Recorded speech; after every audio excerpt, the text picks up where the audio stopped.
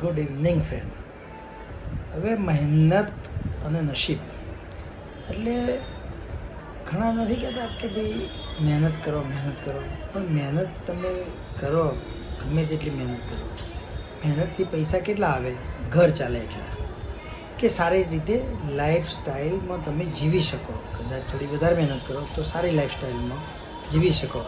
એસીની switch બંધ ના કરવી પડે, સવાર સુધી એસી ચાલુ રાખી શકાય એટલા પૈસા મહેનત કરીએ તો આવે. પણ અઢળક પૈસા કે ભાઈ 2-4 વારનો પ્લોટ હોય, એમાં બંગલો હોય અને ફાર્મ હાઉસ હોય, રેન્જ રોવર ગાડી હોય, તો એ બધા અઢળક પૈસા તો નસીબથી જ આવે. કોઈ એમ કહે કે ભાઈ આપણે ખૂબ મહેનત કરીને એમ કે ફાર્મ હાઉસ બનાવી દઈએ, દેટ ઇઝ નોટ પોસિબલ. એ શક્ય નથી. એ મહેનત કરો તો તમારે પૈસા મળે, પણ એ જીવન નિર્વાહ અને સારા જીવન નિર્વાહ પૂરતા જ મળે. પણ અઢળક પૈસા, ખૂબ પૈસા એ બધા નસીબથી જ મળે. એટલે આપણે સારું જીવન જીવવા માટે મહેનત કરવી જોઈએ, એની ના નહીં. પણ એવી નહીં કે તનતોડ મહેનત કરવાની, તનતોડ કાળી મજૂરી કરીને હું પૈસાવાળો થઈ જાઉં એવી અપેક્ષા ક્યારેય રાખવી નહીં. એ પોસિબલ નથી. મહેનત કરવાની, શાંતિથી જેટલું થાય એટલી મહેનત કરવાની અને એનાથી સારું જીવન નિર્વાહ ચાલે. પણ તમારે 2000 વારનો પ્લોટ ને ફાર્મ હાઉસ ને રેન્જ રોવર ગાડી જોઈતી હોય તો તનતોડ મહેનત નહીં કરવાની. એ તો આવવાની હોય તો જ આવે, ના આવવાની હોય તો ના જ આવે.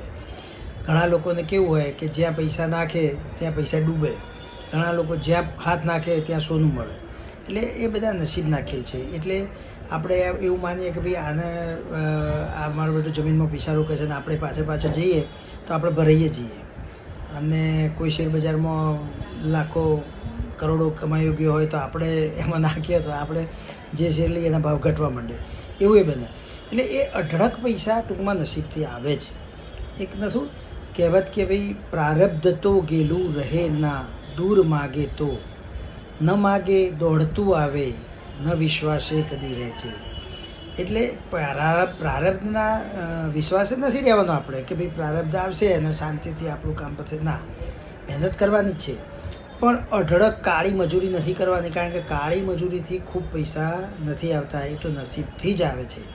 પણ મહેનતથી તમારું જીવન નિર્વાહ ચાલી જાય, સારો જીવન નિર્વાહ ચાલી જાય.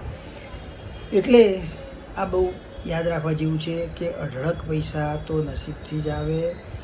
એટલે શાંતિથી લાઈફ જીવવાની, એન્જોય કરવાનું. એવું નહીં કે ભાઈ ફલાણા ભાઈના આટલા પૈસા છે ને આટલા વારનો પ્લોટ છે, આટલા વીઘા જમીન છે, એને આટલા શેર બજારમાં 2 કરોડનો પોર્ટફોલિયો છે, તો આપણે થઈ જાય એવું માનવાનું કોઈ કારણ નથી.